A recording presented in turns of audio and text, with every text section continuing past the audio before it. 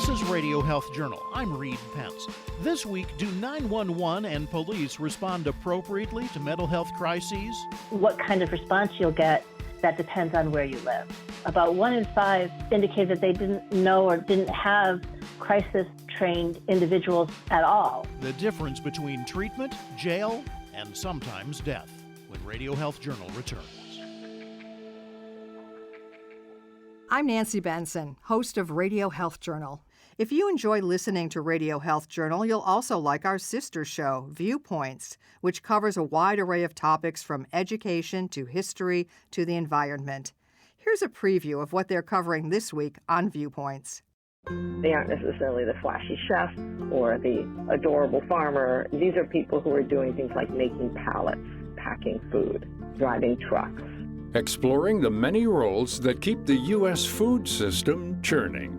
Then, in most American cities, you're lucky to see a couple dozen stars on a good night. How light pollution obliterates the starry night. I'm Marty Peterson. and I'm Gary Price. These stories in depth this week on your public affairs magazine, Viewpoints. Listen to Viewpoints on your favorite radio station and subscribe and listen to shows anytime on Apple Podcasts and Google Play.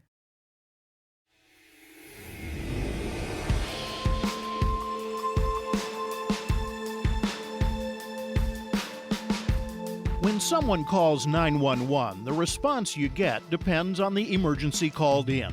A building fire brings the fire department. A bad car crash brings paramedics. But what happens if a mentally ill neighbor grabs a machete, runs into the yard, and starts screaming threats against anyone and everyone? In most places, police get the call, according to Dr. Adam Vaughn, assistant professor of criminal justice and criminology at Texas State University. Police are the first and in most cases the last service provider, the only service provider that would attend those types of calls. I think of more remote and rural locations where healthcare service providers just are not plentiful, but everywhere in the U.S. there's a police service. So they end up becoming the de facto kind of mental health service providers in those communities. An estimated 5 to 15% of 911 calls are for mental health or substance abuse crises. But in many of those cases, officers arriving on the scene know little or nothing about the person they're responding to, often even whether a mental health crisis is behind the behavior. The problem starts with the 911 call itself. When someone's in a mental health or substance use crisis, they often can be unable to potentially talk about the issue themselves. Oftentimes, other people will call on their behalf, and how 911 responds can very well influence the outcome of that call. That's Tracy Velasquez, manager of public safety research for the Pew Charitable Trusts, which has just finished a study of how 911 call centers respond to mental health crises. If the 911 operator doesn't understand that the person is potentially having a psychotic episode, the person may send law enforcement who may come to believe that that person is a danger. And they may respond, for example, with flashing lights and sirens, which can make a mental health issue even worse. And so the more that the 911 operators, the call takers, and the dispatchers know about the call, the better they are able to send the right response. And the more likely the person will end up with a connection with treatment rather than potentially going to jail. Studies show that 20% of people in jails and 15% in prisons have severe mental illness. Many need treatment rather than jail. But sometimes the outcome of a 911 call for a mental health crisis is even worse than a misplaced jail term. Studies show that people with mental illness are 16 times more likely than those without it to be killed by police. We do know that there's a substantial number of police shootings that do involve people who had a mental illness or a mental health crisis. So, I think that police do the best they can in these situations, and it's hard to know exactly what the circumstances were of all of them. But I think the lesson here is that the more that we can find out up front before law enforcement gets dispatched, the better the outcomes can be. The 911 staffer needs to understand mental health crises and ask the right questions. They need to know what can happen when the wrong type of responder is first on the scene. Will a crisis-trained law enforcement officer be sent, someone who has been taught how to de-escalate a situation, or will a clinician be sent, either separately or along with a law enforcement officer? So what happens in those first few moments at the 911 call center can make a big difference in terms of the outcomes for the people involved. But sometimes there's no choice. Velasquez and her team have found that sending a crisis-trained officer or a mental health professional to this kind of call can be surprisingly difficult. We've talked with some of those call takers and dispatchers, and they've said it can be difficult, especially if someone is calling on behalf of the person in crisis, to know what's going on. Some 911 call centers have actually started to put clinicians inside 911 call centers to help with those calls, to help identify if someone is having a mental health crisis. But most of the folks that we talked to in our survey, they didn't have access to a behavioral health clinician. This is particularly a problem in rural areas. They had the least opportunity to have clinical expertise available to them to help with these calls. But in some communities, they didn't even have a crisis-trained police officer. Out of our questionnaires that we sent out, about 1 in 5 indicated that they didn't know or didn't have crisis-trained individuals at all. And so this really speaks to a great diversity in terms of what kind of response you'll get that depends on where you live. Velasquez says having a clinician in a dispatch center means that mental health and substance abuse crisis calls can be handled differently. It has to do with really being able to ask questions. So, for example, someone could be under the influence of drugs, and the person might think the individual, they might be calling on their behalf and thinking that they are having some kind of a psychotic break. So the clinician can help begin to identify what might be going on. In some places that have crisis lines, what they have found is that having a person who has a crisis training, who's a clinician on the call, in about 80% of the time, they're able to stabilize the situation so no one needs to go out right then. What they can do is they can stabilize the situation and get the person connected with a clinician. So sometimes if we can get help early, right at the time of the call, we can avoid having to send out first responders at all. Some fortunate cities have multiple service options when they're needed. Crisis intervention and social service people, rather than police, out on the streets to talk down a potentially violent person with a mental health crisis. But Velasquez says her survey has found that many others not only don't have those, they haven't equipped 911 centers with anything approaching what they need to handle such a call. Only about half said that they even had a script that they could use to help guide them through the call. So these scripts would say things like, do you feel like hurting yourself? Questions like that that would help them understand the nature of the call. And less than a third of them said that their call takers and dispatchers had crisis training.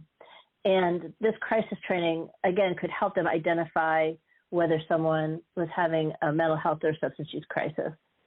And then less than half also had access to a clinician who can help them understand and triage a call.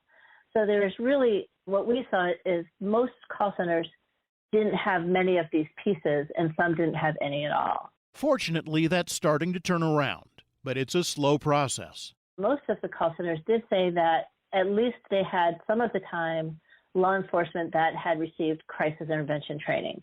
So that was the good news here, is that many of them did have law enforcement that had learned skills like de-escalation, but then there were always some that said, well, they're only available some shifts, or there's only one officer who has this training and they might not be available. So it really varied among the sites.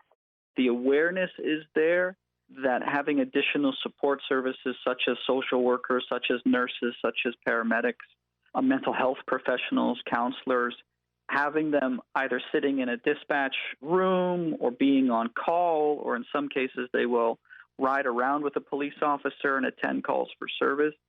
I think people are aware that this is something that can benefit police, but there are still some significant barriers to getting partnerships up and running.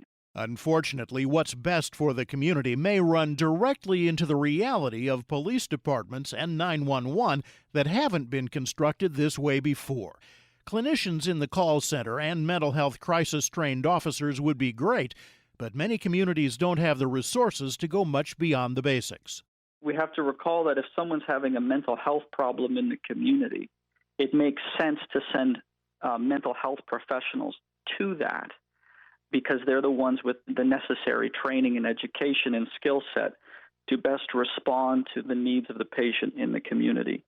It just so happens that because many communities don't have any sort of community mental health services, or at least able to meet the needs of the patients in the community, we tend to send police because they work 24/7. They're always there.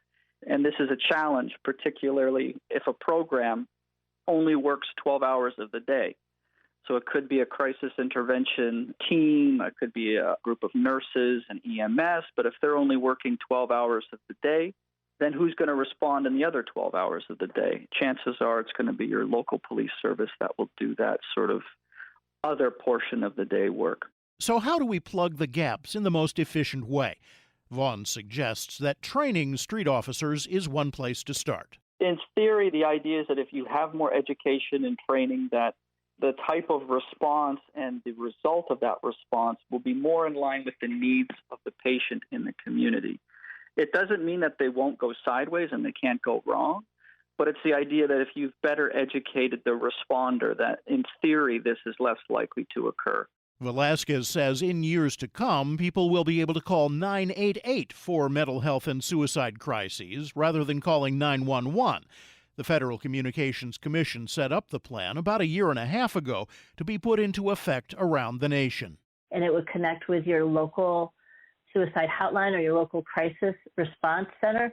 We're hoping that this really does change the way that people use 911 and think about alternatives to the traditional response for someone having a behavioral health crisis. 988 will put some of the responsibility on callers to do sorting, rather than leaving it only to dispatch centers. And that will help where dispatchers haven't had enough training or where turnover is a problem at the call center. When you lose that expertise, when you lose that experience, if you don't have training, if you don't have clinicians available, then it can really be difficult for them to compensate for that loss of expertise. In terms of potentially having a line that they can shift the call to, like when 988 comes into operation, that could be a big help. But there will always be cases where people are worried that public safety is involved, that someone is potentially dangerous because as they're in a mental health crisis. And so I think it's important to recognize that 911 will always play a role, and there may always be times when police do need to be involved. So continuing to have them trained is an important component of a more comprehensive crisis system for the country. You can find out more about this issue and about Tracy Velasquez, Dr. Adam Vaughn, and all of our guests through links on our website, radiohealthjournal.org. I'm Reed Pence.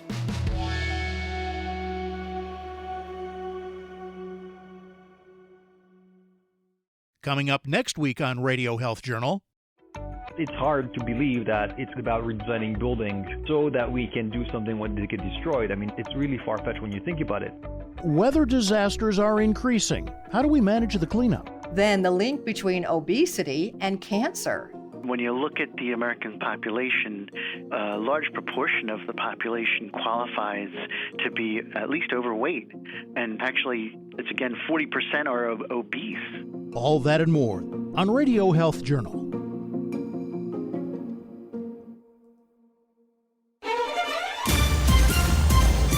And that's Radio Health Journal for this week. Follow us on Twitter, Facebook, and Instagram to learn more. And check Apple Podcasts, Google Play, and Spotify for a library of past programs. Plus, you'll always find previous segments and information about our guests at radiohealthjournal.org. Join us again next week for another edition of Radio Health Journal.